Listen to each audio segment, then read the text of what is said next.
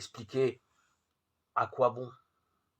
Il y a en ce moment dans le monde, au fond de quelques endroits perdus, ou même dans une maison quelconque, ou encore au tournant d'un chemin désert, tel pauvre homme qui joint les mains et du fond de sa misère, sans bien savoir ce qu'il dit ou sans rien dire, remercie le bon Dieu de l'avoir fait libre, de l'avoir fait capable d'aimer. Il y a quelque part, ailleurs je ne sais où, une maman qui cache pour la dernière fois son visage au creux d'une petite poitrine qui ne battra plus, une mère près de son enfant mort qui offre à Dieu le gémissement d'une résignation exténuée, comme si la voix qui a jeté le soleil dans l'étendue ainsi qu'une main jette le grain, la voix qui fait trembler les mondes, venait de lui murmurer doucement à l'oreille, pardonne-moi. Un jour tu sauras, tu comprendras, tu me rendras grâce. Maintenant, ce que j'attends de toi, c'est ton pardon.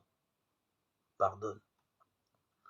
Cela, cette femme harassée, ce pauvre homme se trouve au cœur du mystère, au cœur de la création universelle et dans le secret même de Dieu. Le langage est au service de l'intelligence. Et ce que ces gens-là ont compris, ils l'ont compris par une faculté supérieure à l'intelligence, bien qu'elle ne soit nullement en contradiction avec elle, ou plutôt par un mouvement profond et irrésistible de l'âme, qui engageait à fond toute leur nature. Oui, au moment où cet homme, cette femme acceptaient leur destin, s'acceptaient eux-mêmes humblement, le mystère de la création s'accomplissait en eux, tandis qu'ils couraient ainsi, sans le savoir, tout le risque de leur conduite humaine se réalisait pleinement dans la charité du Christ, devenant eux-mêmes, selon la parole de saint Paul, d'autres Christ. Bref, ils étaient des saints. La confession nous renvoie à l'existence du mal et au mystère de l'iniquité, comme dit l'apôtre Paul. Je vous invite à relire Romains chapitre 2, 5, 8.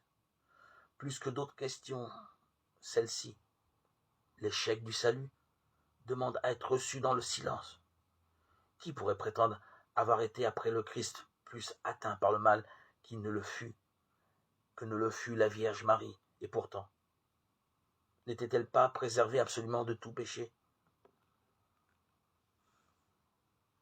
C'est dans leur force vive que les saints sont atteints.